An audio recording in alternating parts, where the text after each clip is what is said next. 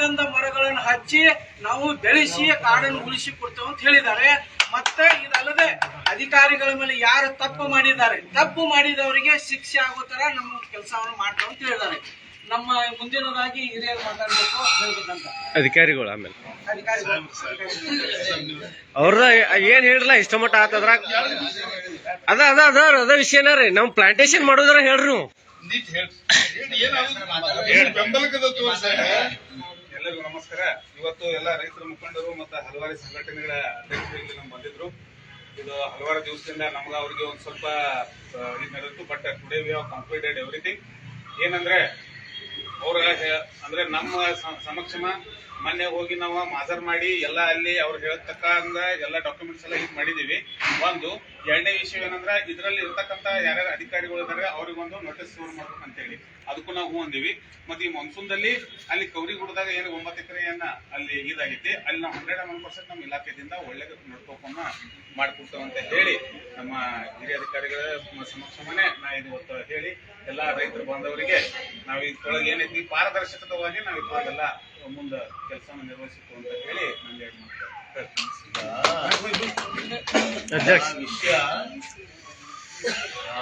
Notice issue ಅಥವಾ ಮಹಾಜರು ಮಾಡ್ಲಿಕ್ಕೆ ನಾವು ಹೇಳಿದ್ವಿ. ಕಾನೂನಾತ್ಮಕವಾಗಿ ಯಾರೇ ತಪ್ಪು ಮಾಡಲಿ ಕಾನೂನಿನ ನಜರ್ನಲ್ಲಿ ನಮ್ಮ ಎಲ್ಲರೂ ಒಂದೇ, ಜಿಲ್ಲಾಡಳಿತ ಇರಲಿ, DC ಅವರು ಇರಲಿ ಅಥವಾ ಮತ್ತೆ ಯಾವುದೇ ಅಧಿಕಾರಿಗಳಿರ್ಲಿ ಅಥವಾ ನಾವೇ ಇರಲಿ, ಯಾರಿರಲಿ, ಕಾನೂನು ನಜರ್ನಲ್ಲಿ ನಾವು ಒಂದೇ ಇಲ್ಲಿ ವಿಷಯ ಯಾರು ತಪ್ಪು ಮಾಡಿದ್ದಾರೆ. ಈಗ ಅರಣ್ಯಕ್ಕೆ ಸಂಬಂಧಪಟ್ಟಂತ ಜಾಗ ಇವನ್ನು ಅದರ ಹಕ್ಕು ಕಂದಾಯ ಇಲಾಖೆಗಿದ್ರು ಅದು ಆ ಜಾಗ ಏನಿದೆ ಅದು ಗೈರಣ ಜಾಗ ಇದೆ. ಅಲ್ಲಿ ಗಿಡಗಳಿದಾವ, ನವಿಲುಗಳಿದ್ವು, ರಾಷ್ಟ್ರಪಕ್ಷಿ ನವಿಲುಗಳಿದ್ವು. ಅವರ ಬದುಕಿಗೆ ಸಂಕುಲಕ್ಕೆ ತೊಂದರೆ ಆಗಿದೆ. ಶ್ರೀಗಂಧ ಗಿಡಗಳನ್ನು ಹಾಳು ಮಾಡಿದ್ದಾರೆ. ಇಲ್ಲಿ ವಿಷಯ ಇಷ್ಟೇ, ತಪ್ಪು ಮಾಡಿದ್ರೆ ಶಿಕ್ಷೆ ಆಗಬೇಕು.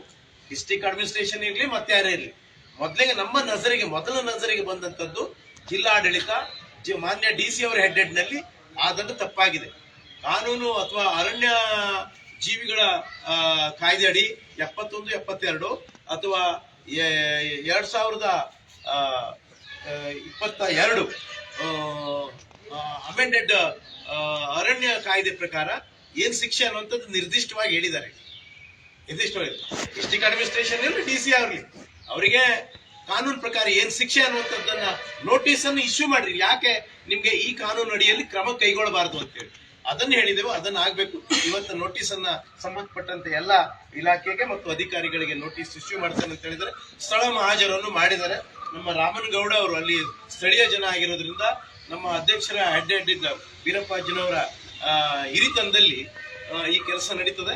ಎರಡನೇದಾಗಿ ಅಂತಂದ್ರೆ ಒಂದ್ ವೇಳೆ ಇದೇನು ಹೆಚ್ಚು ಕಡಿಮೆ ಆಯ್ತು ಅಂತಂದ್ರೆ ನಾವೇನ್ ಮಾಡ್ತೀವಿ ಅಂತಂದ್ರೆ 3ನೇ ಪಾರ್ಟಿಯಾಗಿ ಮತ್ತು ಸ್ಥಳ ಮಹಾಜರನ್ನು ಮಾಡಿಸುವುದ್ರ ಜೊತೆಗೆ ಕಾನೂನಾತ್ಮಕ ತಪ್ಪನೇನಾದ್ರೂ ತಪ್ಪಾಯ್ತು ಅಂತಂದ್ರೆ ಸಂಬಂಧಪಟ್ಟಂತೆ ಯಾರು ಗುನೆಗಾರರಿದ್ದಾರೆ, ಅದು ಡಿಸ್ಟ್ರಿಕ್ಟ್ ಅಡ್ಮಿನಿಸ್ಟ್ರೇಷನ್ ಯಾರಿರಲಿ, ಅವರಿಗೆ ರೈತ ಸಂಘದಿಂದ ನಾವು ಕಾನೂನಾತ್ಮಕವಾಗಿ ಅವ್ರಿಗೆ ನೋಟಿಸ್ ಅನ್ನ ಕೊಟ್ಟು ನಿಮ್ಮ ಈ ಕರ್ತವ್ಯಕ್ಕೆ ಯಾಕೆ ಶಿಕ್ಷೆ ಆಗಬಾರದು ಅನ್ನುವಂಥದ್ದನ್ನ ಕೇಳುವಂಥದ್ದನ್ನು ಮುಂದೆ ಮಾಡ್ತೇವೆ.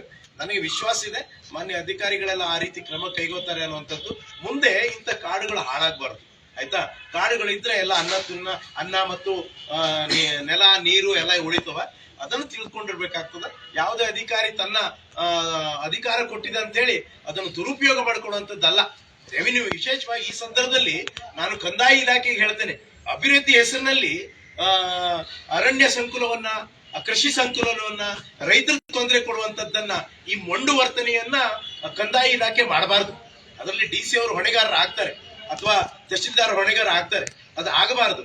ಅದಕ್ಕೆ ಒಂದು ಪಾಠ ಅಂತೇಳಿ ಅವ್ರಿಗೆ ಶಿಕ್ಷೆ ಆಗ್ಬೇಕು ಅನ್ನುವಂಥದ್ದನ್ನ ನಾವೆಲ್ಲ ಆಗ್ರಹಿಸ್ತೇವೆ. ಧನ್ಯವಾದ.